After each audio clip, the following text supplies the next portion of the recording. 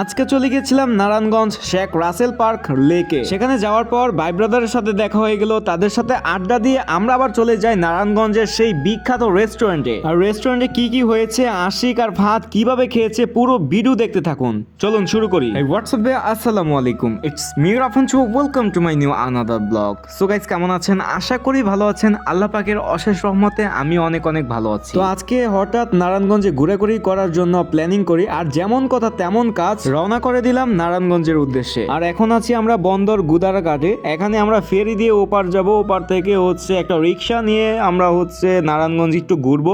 তো চলুন আমরা দেখতে থাকি কি কি করি। তো এখন হচ্ছে আকাশে ভিউটা অনেক সুন্দর ছিল, আর আশিক আর ফাহাদের সাথে একটু দুষ্টুমি করে নিলাম হোয়াইট অ্যাঙ্গেলে। আর অবশেষে হচ্ছে ফেরি থেকে নেমে আমরা অটোতে করে চলে গিয়েছিলাম নারায়ণগঞ্জ চাষারা শহীদ মিনার। তো এখন হচ্ছে আমাদের একটা রিক্সা নিতে হবে, আর রিক্সা নিয়ে আমরা চলে যাব হচ্ছে নারায়ণগঞ্জ শেখ রাসেল পার্কের উদ্দেশ্যে। আর এখানে আমাদের ভাই ব্রাদারের সাথে দেখা হয়ে গেল। আর মার্কেটে দেখতে পারতেছেন কত ভিড়, মানে কি বলবো, বলার মতো কোনো ভাষা নাই। যাই হোক, অবশেষে কিন্তু রিক্সা পেয়ে গেছি, আর হচ্ছে রিক্সায় করে আমরা শেখ রাসেল পার্ক চলে যাব। আর এখানে কিন্তু একটু দুষ্টুমি করতেছিলাম।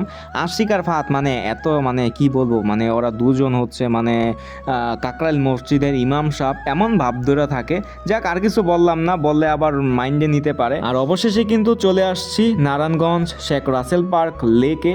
সো আপনারা দেখতে থাকুন, যারা যারা আসেন নাই তারা একটু দেখুন, আর যারা নারায়ণগঞ্জে থাকেন তারা তো অবশ্যই আড্ডা দেন এখানে। তো আমরা আসছি এখানে একটু ঘোরাঘুরি করার জন্য, আর দুই একটা ভিডিও করে চলে যাব। আর এই পার্কটা মূলত হচ্ছে উন্মুক্ত, সবাই আসতে পারবে বিকাল 3টা বাজে।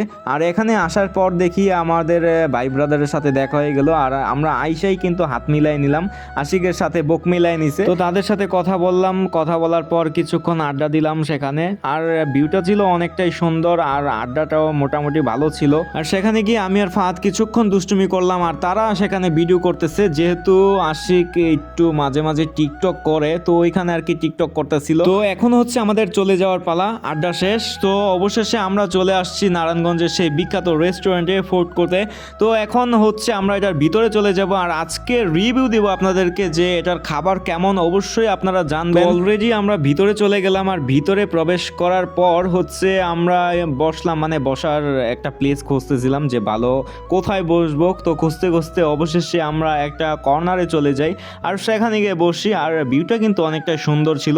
আর এখানে হচ্ছে কাপলদের জন্য আলাদা খুব সুব্যবস্থা আছে, যারা মানে জোড়া জোড়া, ঠিক আছে, ঈদের পর তো সবাই জোড়া জোড়াই থাকে। তো জোড়া জোড়ার জন্য এই যে এখানে আছে কাপলদের জন্য খুব সুন্দর সুব্যবস্থা। যদি আমি প্লেসের কথা বলি তাহলে প্লেসটা মোটামুটি অনেকটাই ভালো লাগছে আমার কাছে। তবে খাবারের যে রিভিউটা আপনারা জানবেন। আমি এখন হচ্ছে খাবারটা অর্ডার করতেছি, আর অর্ডার করার কিছুক্ষণের মধ্যে আমাদের খাবারটা চলে যাবে, কারণ এখানে হচ্ছে নগদ পে করতে হয়। যার কারণে হচ্ছে এখন না অর্ডারটা করে নিলাম। আর এখানে ওয়েটার একদমই কম, যার কারণে হচ্ছে নগদ পে করতে হয়। আর এখানে বাড়ি থেকে সুন্দর সুন্দর নারী আসছে, আর আশিক কিন্তু ফ্যান ঠিক করতেছে, মানে অনেক গরম লাগতেছিল, যার কারণে আর কি বাতাসটা যেন আমাদের কাছে আসে, যার জন্য আর কি আশিক একটু কাজ কাম করলো। সো আজকে কিন্তু হচ্ছে আমরা ইফতারের যে আইটেমটা আছে ওইটা অর্ডার করেছিলাম। সত্যি বলতে এখানকার খাবার আমার কাছে একটুও ভালো লাগে নাই। আমি আশা করি নাই যে ফুডকোর্টের মধ্যে এরকম বাজে খাবার থাকবে। যদি আমাকে পয়েন্ট দেওয়া হয় তাহলে আমি 10-এর মধ্যে 5 দিব। আমাদেরকে যেই লেগ পিসগুলো দেওয়া হয়েছিল সেগুলোর মধ্যে আমি হচ্ছে পোড়া পোড়া স্মেল পেয়েছি, যার কারণে আমার কাছে ভালো লাগে নাই, আর খেতে তেমন একটা ভালো লাগে নাই।